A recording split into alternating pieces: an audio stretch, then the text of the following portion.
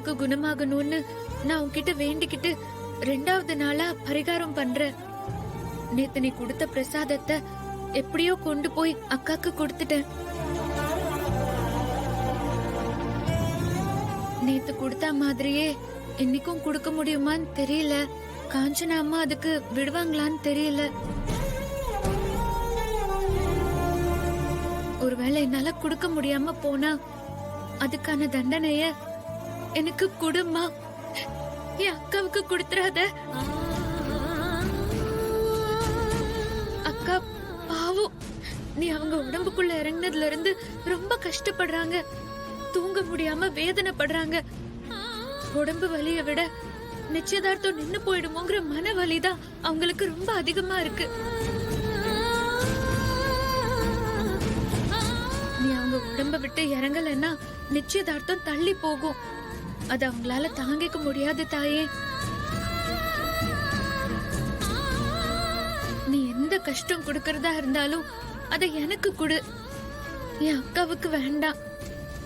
அவங்க உடம்புல இருந்து இறங்கிடு தாயே.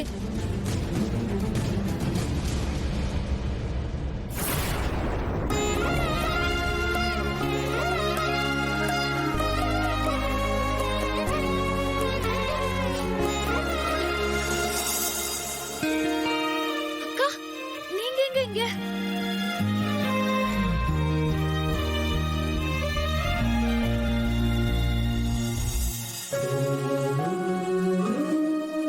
அம்மா போட்டிருக்கிற நேரத்துல இப்படி வெளியே வரக்கூடாதுக்கா.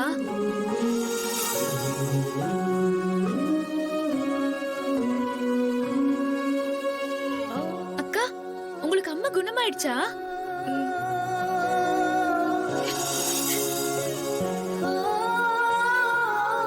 உன் வேண்டுதலை ஏத்துக்கிட்டு அந்த அம்மா நம்மையை குணப்படுத்திட்டா.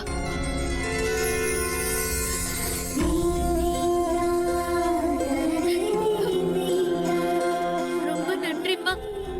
நீ இவ்ளோ சீக்கிரம் மன இறங்குவேன்னு நான் நினைச்சு கூட பார்க்கல. எனக்கு இது போதும். இப்பதான் எனக்கு ரொம்ப சந்தோஷமா இருக்கு. எனக்கும் தான். சரி வா, வீட்டுக்கு போலாம். ஆ, அக்கா இல்லக்கா, நான் வரல. எனக்கு கோவில்ல கொஞ்சம். போய் சொல்லாத. நடந்தது எல்லாமே எனக்கும் தெரியும். அம்மா அப்படிதான். வீட்டுக்கு வா, போலாம். நான் தான் சொல்றேன்ல,